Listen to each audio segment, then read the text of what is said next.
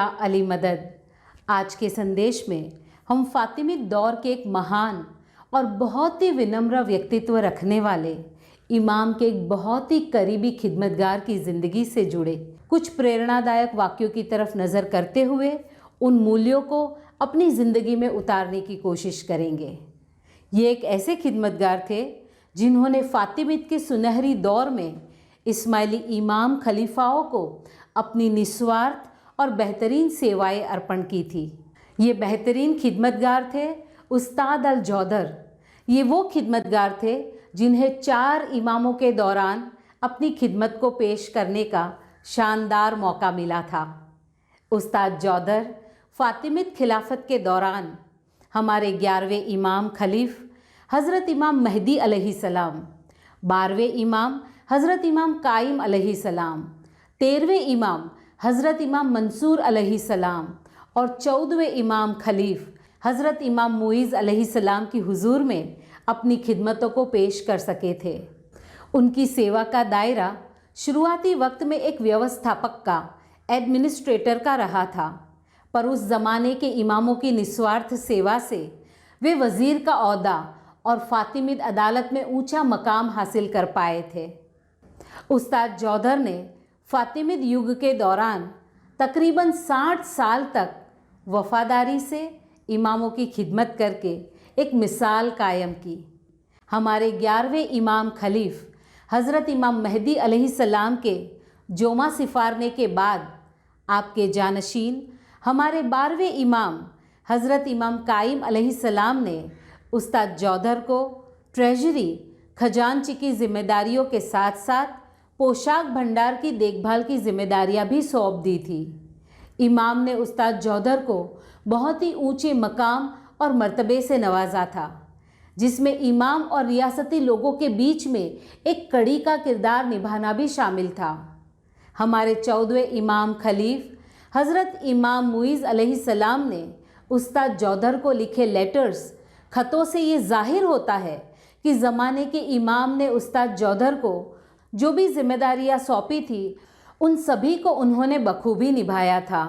हज़रत इमाम मुइज़ अलैहिस्सलाम सभी खिदमतगारों की काफ़ी फ़िक्र करते थे और आपने ये हुक्म जारी किया था कि जो अधिकारी, जो ऑफिसर्स अपने बच्चों को फातिमिद रियासत की खिलाफत के लिए तैयार कर रहे हैं, उन्हें अपने बच्चों की बेहतरीन तालीमात पर ख़ास ध्यान देना होगा। आइए हम उस्ताद जौदर की ज़िंदगी के वाक़यों से एक बेहतरीन वाक़ये की तरफ नज़र करें, जो एक मुरीद की ज़िंदगी में ज़माने के इमाम के दुआ आशीषों की अहमियत दर्शाता है। ये वाक़या कुछ इस तरह है। हज़रत इमाम मेहदी अलैहिस्सलाम ने अपने कुछ अनुयायियों को ज़मीन का एक हिस्सा दिया था, पर अब उन लोगों के बीच इस ज़मीन के टुकड़े को लेकर मनमुटाव पैदा हो गया और जिसकी शिकायत लेकर ये लोग इमाम की हुजूर में पेश हुए। इमाम ने उन लोगों की शिकायत को सुना और मामले की तह तक पहुंचने के लिए पूरी तरह जांच करने की जिम्मेदारी अपने एक काफ़ी वफादार सेवक को सौंपी।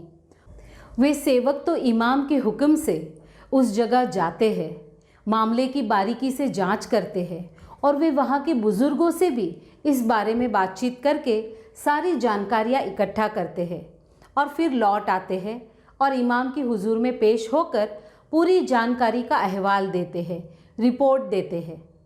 हज़रत इमाम मेहदी अलैहिस्सलाम उन अनुयायियों को उनके रिश्तेदारों के साथ दरबार में आने का बुलावा भेजते हैं और वे लोग इमाम की हुजूर में पेश होते हैं। इमाम उस सेवक से मिली सारी जानकारियों के आधार पर उन लोगों के बीच के मनमुटाव को और विवाद को सुलझाते हैं और वे लोग खुशी खुशी वहाँ से चले जाते हैं। उस सेवक ने उसे सौंपी गई जिम्मेदारी को बहुत ही ईमानदारी से निभाया था, इसलिए उन लोगों के जाने के बाद इमाम ने सेवक का शुक्रिया अदा किया और दुआ आशीषें देते हुए फरमाया, अल्लाह आपका भला करे। फिर इमाम ने उस खादिम की खिदमत को सराहा और उनकी खिदमत को कबूल करते हुए निवृत्ति दी, रिटायर्ड किया। जब ये सेवक इमाम के महल से बाहर आए तो उनके चेहरे पर उदासी और गमगीनी छाई हुई थी। उस्ताद जौदर उस वक्त वहीं पर मौजूद थे। वे पहले कभी भी इस सेवक से नहीं मिले थे, पर फिर भी उन्होंने उससे दुआ सलाम किया और उदासी की वजह जानना चाही। बातचीत के दौरान उस्ताद जौधर को सारी बातें पता चली। वे सेवक से कहते हैं कि ये क्या बात हुई, इमाम ने आपके कार्यों की सराहना करते हुए आपका शुक्रिया अदा किया और आपको ढेर सारी दुआ आशीषों से नवाजा, फिर भी आप उदास हो।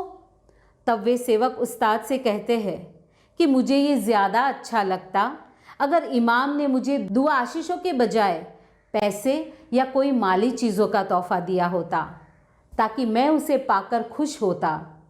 ये बात सुनकर उस्ताद जौधर ने कहा, ये हमेशा याद रखे कि ज़माने के इमाम के दुआ आशीष हमारे लिए सब कुछ है और ये दुआ आशीष ही आपके लिए बेहतर है और इसमें वो सारी नियामतें हैं जो आपको दी जाती। अब उस्ताद जौधर के समझाने पर भी वे सेवक इस बात से सहमत नहीं थे और वे उस्ताद से कहते हैं कि मैंने आपको वही बताया है जो मेरे मन में था और जो मैं चाहता था। जब उस्ताद जौधर ने देखा कि ये सेवक इस संसार की नाशवंत चीज़ों को दुआ आशीषों के बदले पसंद करते हैं, तो उस्ताद ने उनसे पूछा कि क्या आप अपनी ये दुआ आशीषों को ईमानदारी से मुझे बेचना चाहोगे? मैं उसे खरीदने के लिए तैयार हूँ। सेवक पूछते हैं कि ये कैसे हो सकता है? तो उस्ताद बताते हैं कि मैं आपको कुछ ऐसा दूंगा कि जिसे पाकर आपको खुशी होगी, पर शर्त है कि इमाम से आपको जो दुआ आशीष मिले हैं वो मेरे हो जाएंगे। सेवक इस बात से राज़ी होते हुए कहते हैं, 10 दिनार दे दो, अल्लाह आपको ये दुआ आशीष की नेमत दे जो मुझे मिले है। उस्ताद जौधर उन दुआ आशीषों के लिए उस सेवक को 10 के बजाय 20 दिनार देते हैं और 20 दिनार पाकर खुश होते हुए वो सेवक वहाँ से चले जाते हैं। उस वक्त उस्ताद जौधर कुरान शरीफ की सूरतुल इब्राहिम की 38वीं आयत पढ़ते हैं, ऐ हमारे पालने वाले, जो कुछ हम छिपाते हैं और जो कुछ जाहिर करते हैं तू सबसे खूब वाकिफ़ है और खुदा से तो कोई चीज़ छिपी नहीं, न ज़मीन में और न आसमान में। और फिर उस्ताद जौधर अपने काम में व्यस्त हो जाते हैं। 3 दिनों के बाद ये खबर हज़रत इमाम मेहदी अलैहिस्सलाम तक पहुंच गई और इमाम ने उस्ताद जौधर को महल में बुलवाया। उस्ताद जौधर इमाम के हुजूर में पेश होते हैं। इमाम फरमाते हैं, ऐ जौधर, क्या ये बात सच है कि तुमने उस सेवक से वो दुआ आशीष खरीदे हैं जो हमने उसे दिए थे? तब उस्ताद जौधर इमाम को अर्ज़ करते हैं, हाँ मौला, आपने सच सुना है। तब इमाम ने फरमाया कि हम अल्लाह जो आसमानों और ज़मीनों का सर्जनहार है उससे दुआ करते हैं कि तुमने जो खरीदा है उसमें तुम्हें अल्लाह बरकतें अता फरमाए।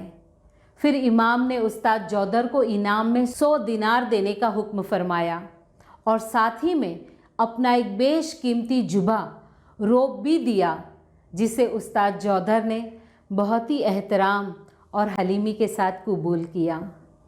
उस्ताद जौधर की ज़िंदगी के इस वाक़ये को हम अपनी ज़िंदगी के साथ बहुत ही करीबी से रिलेट कर सकते हैं, क्योंकि हम जानते हैं कि एक मुरीद के लिए उसके मुर्शीद की दुआ आशीषों की क्या अहमियत होती है। हम इमाम के दीदार पाने के लिए भाग्यशाली बने होंगे और मौला के मुख मुबारक से फरमान भी सुने होंगे।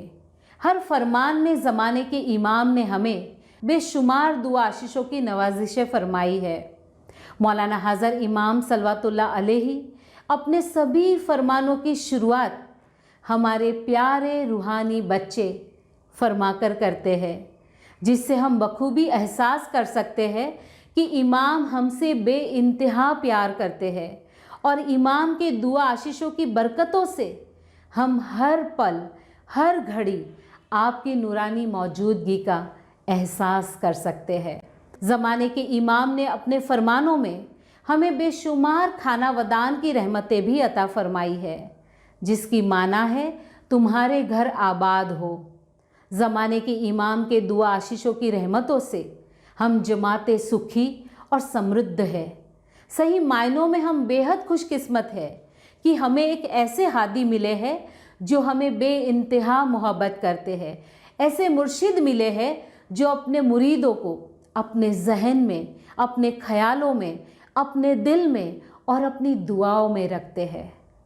उस्ताद जौदर की ज़िंदगी में घटे इस वाक़ये से हमें ये सीख भी मिलती है कि अगर इमाम की हुजूर में हमें कभी भी इमाम से इल्तिजा करने का मौका मिले तो हम बेशुमार दुआ आशीषों की रहमतें मांगे, क्योंकि दुनिया का तमाम सुख, तमाम ऐशो आराम, शानो शौकत, तमाम माली फ़ायदे इमाम की अनमोल दुआ आशीषों की तुलना में कुछ भी नहीं है।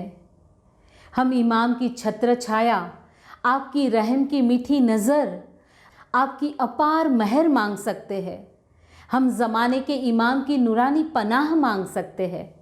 और अगर हम दुआ आशीषों की ये नियामतें पाने के लिए भाग्यशाली बनते हैं तो मानो जैसे हमने सारा जहां पा लिया। वे सारे जहानों के मालिक हैं। अगर आपको पा लिया तो हमने सब कुछ पा लिया।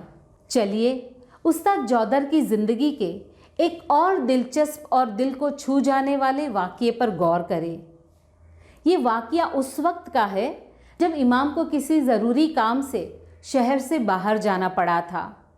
जब उस्ताद जौदर को इस बात का पता चला कि इमाम उनसे दूर गए हैं तो वे बहुत उदास हो जाते हैं और अपने आप को काफ़ी अकेला महसूस करने लगते हैं।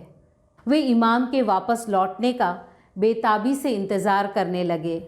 और दूसरी ओर जब इमाम को इस बात का पता चला तो आप अलैहिस्सलाम ने उस्ताद जौदर की खिदमत और वफ़ादारी की सराहना करते हुए एक ख़त लिखा, जिसमें इमाम ने फरमाया, ऐ जौदर, हमारे दूर होने की वजह से अपने दिल को दुखी मत करना। यकीनन तुम हमारे साथ हो, हम में से ही हो और हमारी ओर हो।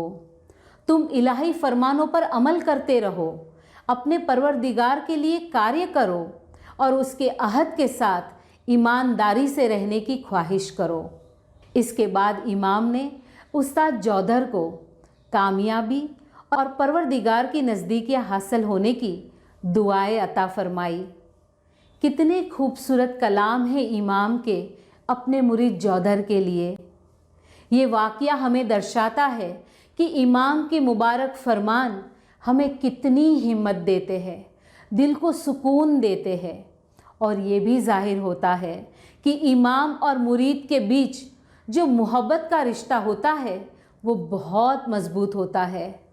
मुरीद अपने मुर्शीद से जितना प्यार करते हैं उससे कई ज़्यादा मुर्शीद अपने मुरीदों से मोहब्बत करते हैं।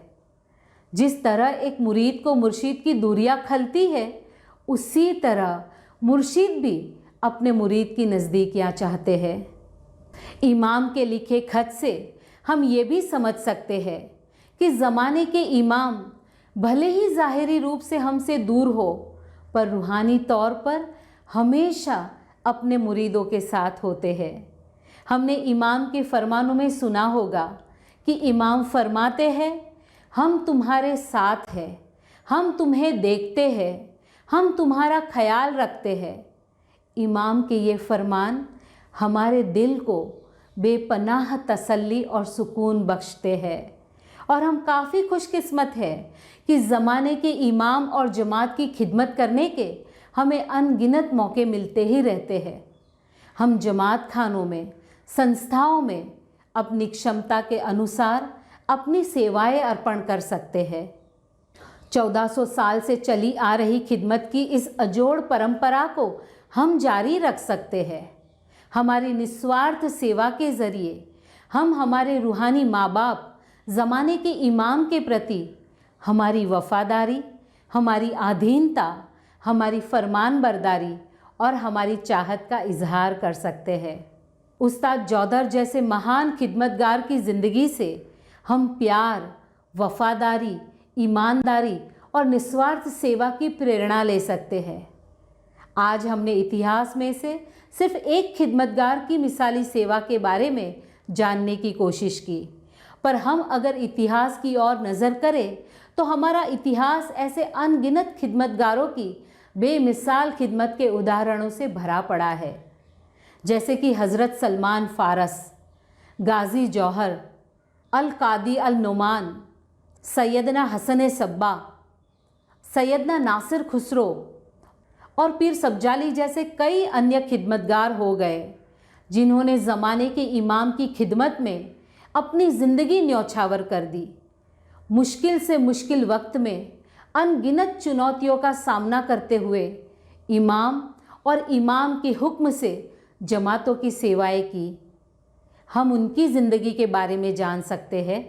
उनके बताए गए नेक रास्तों पर चलकर हम भी ज़माने के इमाम की दुआ आशीषें पाने की नम्र कोशिश कर सकते हैं। आज के इस साप्ताहिक संदेश का अंत हम मौलाना हज़र इमाम सलवातुल्लाह अलैहि ने 2 नवंबर 2020 के रोज़ दिए संदेश में असीम और अपार दुआ आशीषों की रहमतों का एहसास करते हुए करें। इस संदेश में मौला ने हमें अच्छी तंदुरुस्ती, सुख, सलामती और भलाई के साथ साथ मुश्किल आसान के लिए माता पिता के तौर पर उत्तम प्यार भरे दुआ आशीषों की नवाजिश अता फरमाई है। या अली मदद।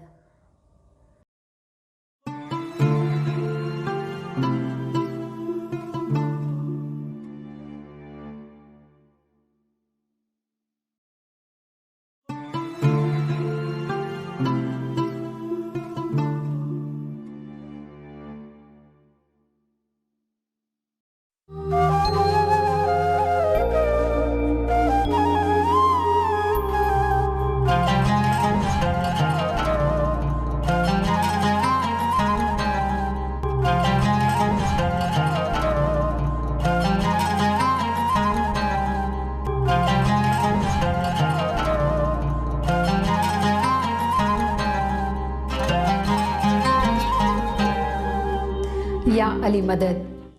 आज मुबारक चांद रात का दिन है।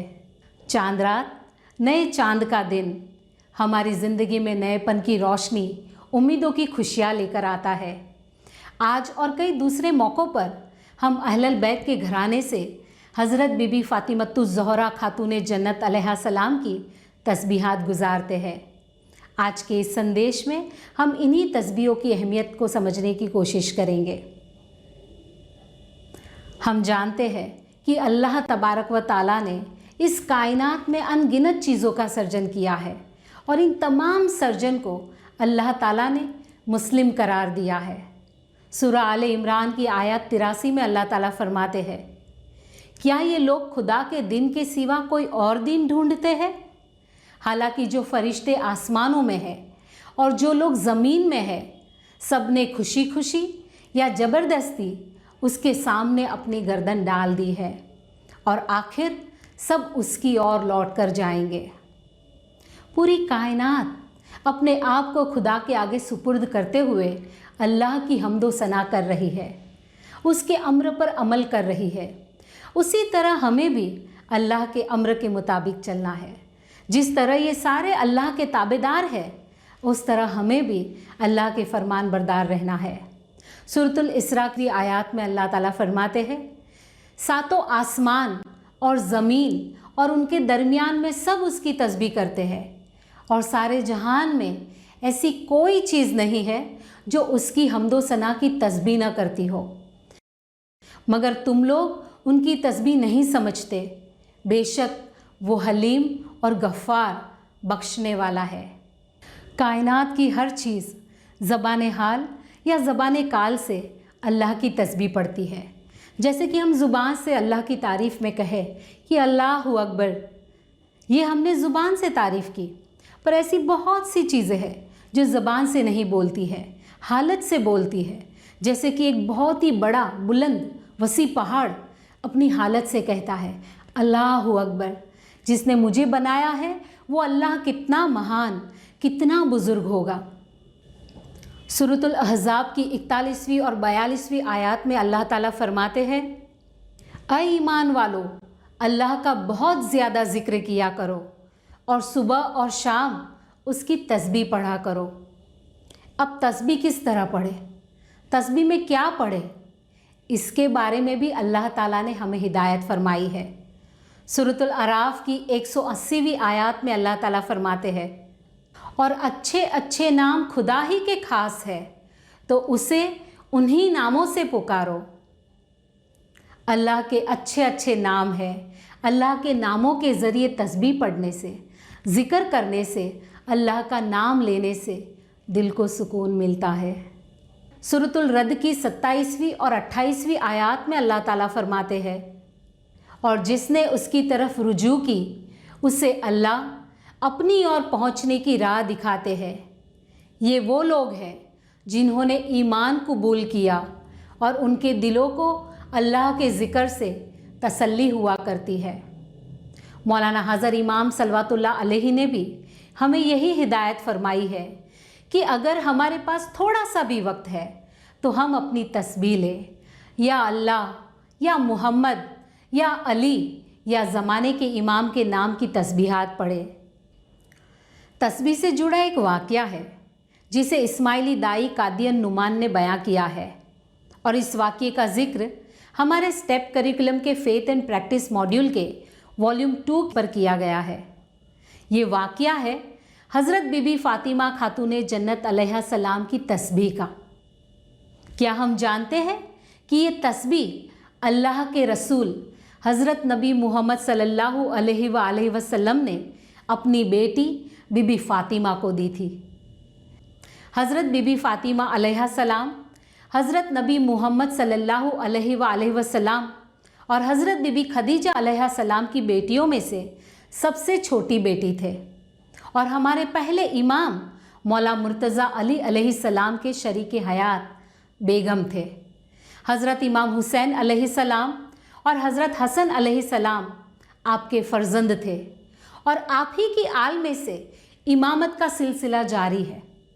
मुसलमानों में आपका दर्जा बहुत ऊंचा है, और आपकी पाक पाकीज़ा शख्सियत के लिए आपको दुनिया की सबसे बेहतरीन महिलाओं में से एक माना जाता है। आपकी पाकीज़गी और हलीमी के लिए आपके वालिद हज़रत नबी मोहम्मद सल्लल्लाहु अलैहि वसल्लम फरमाते हैं, पूरी दुनिया में सबसे अच्छी औरतें 4 हैं, मैरी, फ़िरौन की पत्नी आसिया, ईमान वालों की माता खदीजा, और मोहम्मद की बेटी फ़ातिमा।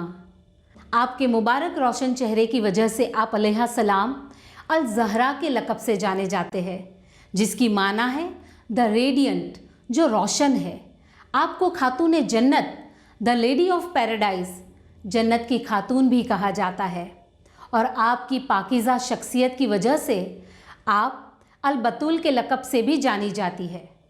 आप अलैहा सलाम को उम्मुल ऐमा यानी इमामों की माता के लक़ब से भी सम्मानित किया जाता है, और आपकी आल, आपका वंश आप ही के मुबारक नाम से यानी कि फ़ातिमिद वंश के नाम से जाना जाता है, और फ़ातिमिद दौर में आपकी शान में रियासती सिक्के फ़ातिमिद कॉइन्स भी बनवाए गए थे। जैसे कि हम जानते हैं कि हुजूर अकरम का ख़ानदान बहुत ही सादगी भरी ज़िंदगी बसर करता था, और आपकी बेटी हज़रत बीबी फ़ातिमा अलैहा सलाम भी घर के सारे कामकाज खुद अपने हाथों से किया करती थी। बच्चों की परवरिश, शौहर की खिदमत और अल्लाह की इबादत, ये आपके रोज़ाना के आमाल थे। कहा जाता है कि एक बार आप अलैहा सलाम ने अपने अब्बू रसूल खुदा के पास जाकर इस सिलसिले में मदद मांगने का सोचा, ताकि उन्हें काम में आसानी हो। आप रसूल अकरम के पास गए और गुजारिश की कि अब्बा जान, मुझे सारा काम हाथों से करना पड़ता है, मुझे काफ़ी मेहनत करनी पड़ती है।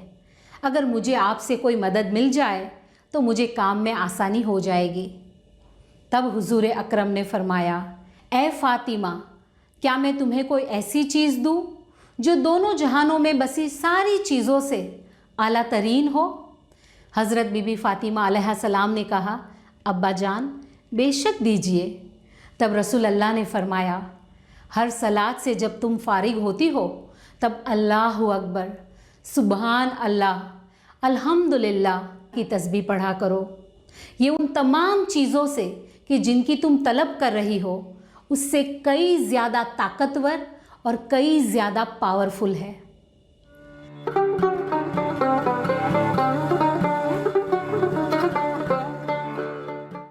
सबसे पहली तस्बीह है अल्लाहु अकबर, जिसकी माना है अल्लाह सबसे बड़ा, सबसे महान है।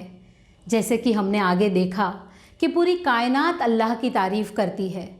सूरतुल हिज्र की 98वीं आयत में अल्लाह ताला फरमाते हैं, तुम अपने परवरदिगार की हम्दो सना से उसकी तस्बीह करो।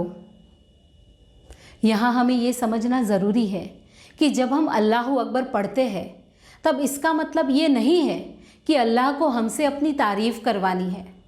अगर हम अल्लाहु अकबर न भी पढ़े तो भी अल्लाह की महानता में, उनके बुलंद मर्तबे में कोई फ़र्क नहीं पड़ता। हमें अल्लाहु अकबर की तस्बीह पढ़ने की हिदायत इसलिए दी गई है कि सारी शान शौकत के बादशाह अल्लाह ही है, वही है जो सबसे महान है। कहीं ये बात भूलकर हम अपने आप को बड़ा न समझने लगे। रिवायत में ये भी पाया जाता है कि हज़रत बीबी फ़ातिमा खातून जन्नत अलैहा सलाम अपना ज़्यादा से ज़्यादा वक्त इबादत में गुजारा करते थे। रात को घर के सारे कामकाज से फारिग होकर जब आप इबादत के लिए खड़ी होती तो कभी कभी ऐसा होता कि एक ही सजदे में फजर की अजान का वक्त हो जाया करता। आपके फ़र्जंद हज़रत हसन अलैहिस्सलाम बताते हैं कि कई बार आपने अपनी अम्मी जान को रात के वक्त इबादत करते हुए देखा है और वे तब से लेकर सुबह का उजाला होने तक इबादत किया करती थी। हज़रत हसन अलैहिस्सलाम ये भी बताते हैं कि वे अपनी इबादत में हमेशा ईमान वालों के लिए दुआ मांगा करते थे और अपने लिए कभी भी दुआएं नहीं मांगते थे। जब हज़रत हसन अलैहिस्सलाम ने अपनी अम्मी जान से पूछा कि क्यों आप अल्लाह के पास अपने लिए दुआएं नहीं मांगते, तब हज़रत बीबी फ़ातिमा अलैहा सलाम ने फरमाया था, ऐ मेरे बेटे, पड़ोसी पहले और उसके बाद घर, यानी दूसरों के लिए पहले सोचना और अपने लिए बाद में। हज़रत बीबी फ़ातिमा अलैहा सलाम का ये किस्सा हमें औरों का ख्याल रखने और उनके लिए दुआएं मांगने की अनमोल सीख देता है। इसलिए हमें कहा गया है कि इबादत में सर झुका के अपने अंदर ये यकीन पैदा करें कि मैं कुछ नहीं हूँ, मैं एक खादिम हूँ, एक बंदा हूँ, एक अदना सा इंसान हूँ। अल्लाह जो है वो सबसे बड़ा है, सबसे महान है। अल्लाह हमें घमंड करने की मनाही फरमाते हैं। और अगर हम बड़ाई करना भी चाहते हो तो हम किस बात की बड़ाई करें? अल्लाह ने हमें बनाया, हमें ज़िंदगी दी, दुनिया बनाई और हमें इस दुनिया में भेजा। हम अपनी तारीफ़ करें भी तो किस बात के लिए करें? क्योंकि हमें जो कुछ भी मिला है वो अल्लाह ताला के रहमो करम से मिला है। हमारा एक एक लम्हा उसकी रहमत है, तो हम गुरूर करें भी तो किस बात का करें?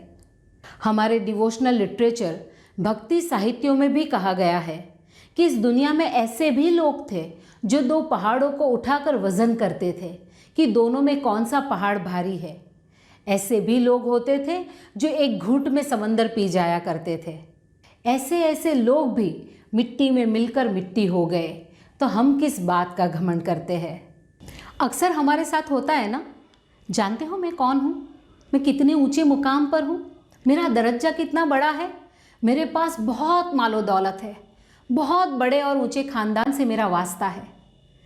हज़रत बीबी फ़ातिमा अलैहा सलाम के वालिद तो अल्लाह के रसूल थे, आखिरी नबी, खातिमुल अंबिया थे। लोग आपकी बहुत इज़्ज़त अफजाई किया करते थे, पर हज़रत बीबी फ़ातिमा अलैहा सलाम ने अपने आप में कभी भी गुरूर को पनपने नहीं दिया। इसलिए हमें ये तस्बीह पढ़ने की ताकीद की गई है कि हम हमेशा इस बात को याद रखें कि इस कायनात के सर्जनहार, जहानों को पालने वाले परवरदिगार अल्लाह तबारक व ताला ही सबसे बड़े, सबसे महान अल्लाहु अकबर है।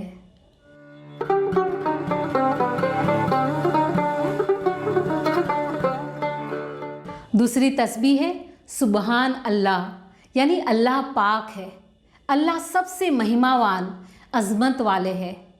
अल्लाह किस चीज़ से पाक है?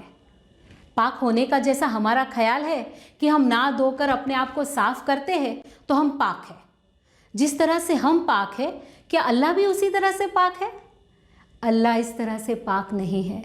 सुबहान का मतलब है कि अल्लाह की ज़ात पाक है, अल्लाह की हस्ती इतनी महान है कि दुनिया के किसी भी सर्जन के साथ उनकी तुलना, कंपैरिजन नहीं हो सकती। सूरतुल इसरा की 43वीं आयत में अल्लाह ताला फरमाते हैं, ये जो भी अल्लाह के बारे में कहते हैं अल्लाह उससे भी बालातर है और आला और महान है। अल्लाह की तुलना मखलूक के किसी भी सर्जन के साथ नहीं की जा सकती, क्योंकि अल्लाह की ज़ात उन सभी सर्जनों से परे है, हमारे ख्यालों से परे है। हम जितना भी सोचें, अल्लाह की अज़मत और हस्ती का तसव्वुर उससे भी परे है। सूरतुल इसरा की 111वीं आयत में अल्लाह ताला फरमाते हैं, और कहो कि सब तारीफ़ें अल्लाह की है, जिसने न तो किसी को बेटा बनाया है और न इसकी बादशाही में कोई शरीक है, और न उस वजह से कि वो अशक्त है कि कोई उसका मददगार है, और उसको बड़ा जानते हुए उसकी तारीफ़ें करते रहो। इसलिए हम सुभान अल्लाह की तस्बीह पढ़ते हैं कि अल्लाह पाक है और बेशुमार अज़मत वाले हैं।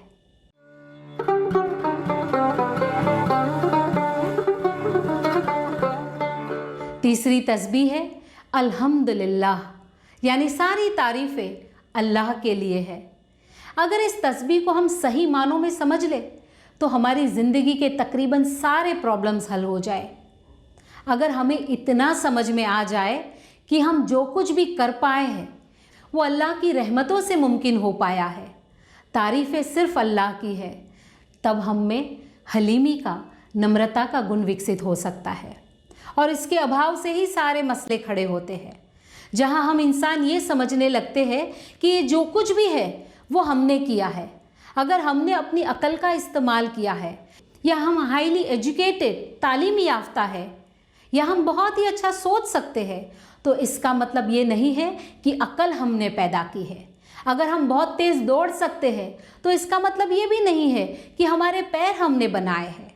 हम अक्सर अपनी सेहत पर, अपने जिस्म पर, अपनी किसी क्वालिटीज़ पर अहंकार करने लगते हैं, खुद ही अपनी तारीफ़ों के पुल बांधने लगते हैं। सूरतुल सबा की पहली आयत में अल्लाह ताला ने फरमाया है, हर किस्म की तारीफ़ उसी खुदा के लिए सज़ावार है कि जो कुछ आसमानों में है और जो कुछ ज़मीन में है सब कुछ उसी का है, और आखिरत में भी हर तरफ उसी की तारीफ़ है, और वही वाकिफ़गार हकीम है। कायनात का हर सर्जन हम्द के साथ अल्लाह की तारीफ़ करता है। हम भी हम्द के साथ अल्लाह की तारीफ़ कर सकते हैं। इन तस्बीहातों से हमें ये प्रेरणा मिलती है कि कई बार दुनिया के अंदर हम जो भी तरक्की करते हैं, जो भी कुछ हासिल करते हैं, शायद हमारे अंदर कहीं ना कहीं वो गुरूर आ जाता है, वो घमंड पनपने लगता है। हमने अक्सर लोगों को ये कहते हुए सुना होगा ना कि मैंने अपनी ज़िंदगी की शुरुआत चंद रुपयों से की थी, या मैंने अपनी ज़िंदगी की शुरुआत बहुत ही कम उम्र से की थी, या मैंने बहुत ही मेहनत से ये कामयाबी, ये मुकाम हासिल किया है। पर हमें ये कभी भी नहीं भूलना चाहिए कि ये सारी खुशियाँ, सभी सफलताएं हमने अल्लाह के फजलो करम से पाई है। उनकी रहमत की वजह से ये सब कुछ मुमकिन हो पाया है। मौलाना हाज़र इमाम सलवातुल्लाह अलैहि दुनिया में इतना काम करते हैं, पर मौला ने कभी भी ये नहीं फरमाया कि ये काम मैंने किया है।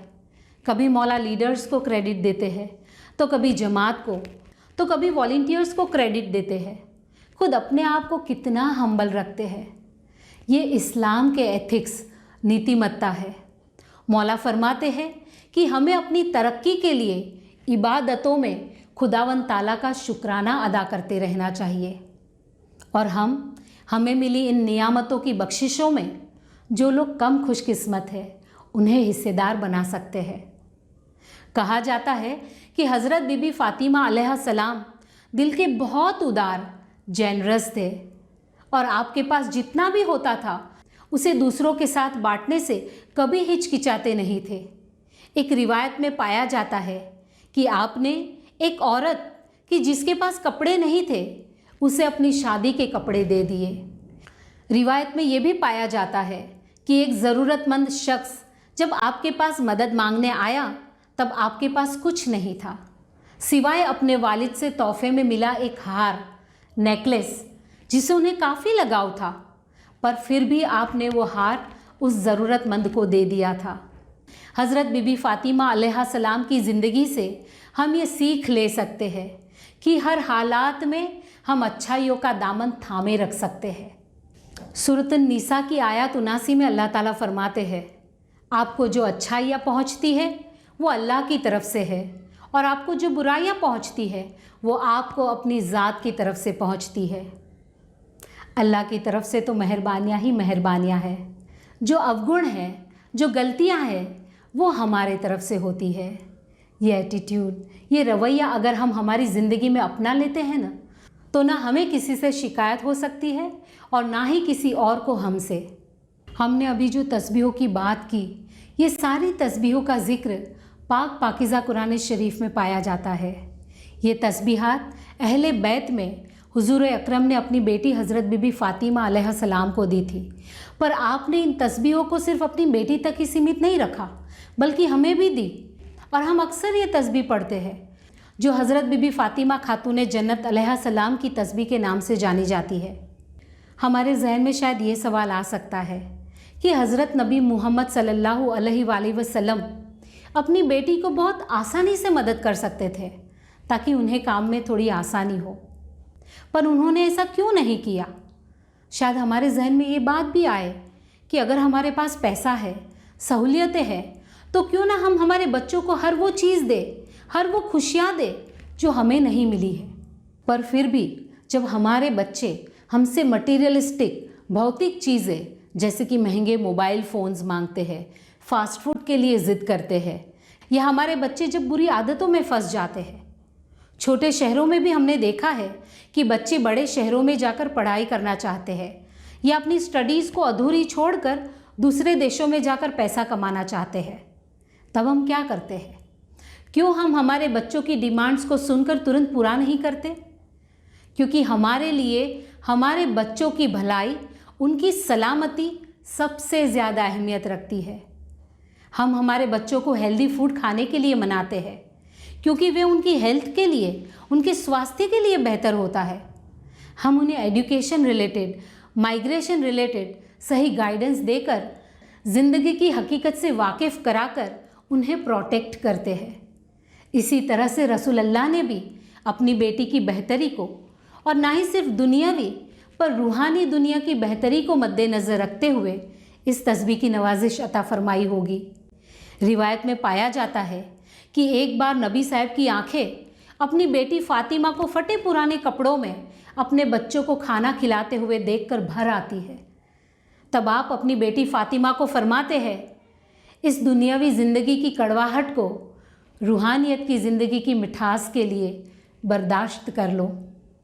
इस वाक़ये में हमारे लिए बहुत ही गहरा संदेश छुपा है कि माँ बाप जो होते हैं वो हमेशा अपने बच्चों को विरासत में क्या देकर जाएंगे ये सोचकर दुनिया भर की मालो दौलत जमा करते हैं। ये सब तो ठीक है, पर क्या हम हमारे बच्चों को दुनियावी ज़िंदगी के दौरान रूहानी ज़िंदगी के लिए तैयार करते हैं? जिस तरह अल्लाह के रसूल ने अपनी बेटी की परवरिश की थी, क्या हम हमारे बच्चों को, आने वाली पीढ़ी को इस तरह की परवरिश, इस तरह के संस्कार दे सकते हैं जो उन्हें अपनी ज़िंदगी में रूहानियत के मायने समझने में सपोर्ट करे, ताकि आज हम हैं, कल अगर हम न भी रहे, पर हमारे बच्चे इन नसीहतों के ज़रिए और इन संस्कारों के सहारे एक नीतिमत्ता से भरपूर बेहतरीन ज़िंदगी जी सके। जिस तरह मोबाइल का इस्तेमाल करने के लिए उसे चार्ज करते रहना पड़ता है, उसी तरह से हम भी इन तस्बीहों के ज़रिए अपने आप को चार्ज कर सकते हैं। हर इंसान को अपनी ज़िंदगी में मुश्किलों का सामना करना पड़ता है और ऐसा नहीं है कि मुश्किलें ख़त्म हो जाएगी। मुश्किलें तो आती ही रहेगी, पर जब हम नाउम्मीद हो जाते हैं, जब हमारे जहन में नेगेटिविटी, नकारात्मक ख्याल आते हैं, जब हम लो फील करते हैं, अपने आप को अकेला और मुश्किलों में पाते हैं, जब मायूसी का एहसास होता है, तब हम उन सख्त हालातों में इन तस्बीहों के ज़रिए अल्लाह से कनेक्टेड रह सकते हैं। अल्लाह ताला जो रहमतों का भंडार है, इन रहमतों की बख्शीश से हम हर पल अल्लाह की नज़दीकियों का एहसास कर सकते हैं। पॉजिटिविटी, सकारात्मकता, होप, उम्मीद, स्पिरिचुअल स्ट्रेंथ, रूहानी कुव्वत और बेशुमार खुशियों का एहसास पा सकते हैं जो हमें मुश्किल से मुश्किल हालातों का सामना करने के लिए काबिल बना सकते हैं। अगर कोई बड़ा है, पाकज़ात है, तारीफ़ के काबिल है तो वो अल्लाह है, जिसने ज़माने के इमाम के रूप में हिदायत देने के लिए हादी दिया, कि जो हमें कदम कदम पर इंसान होने की याद दिलाते हैं कि हम इंसान हैं, वो मालिक है, हम उसके बंदे हैं, हम उसी की ओर से आए हैं और उसी की ओर वापस लौटने वाले हैं।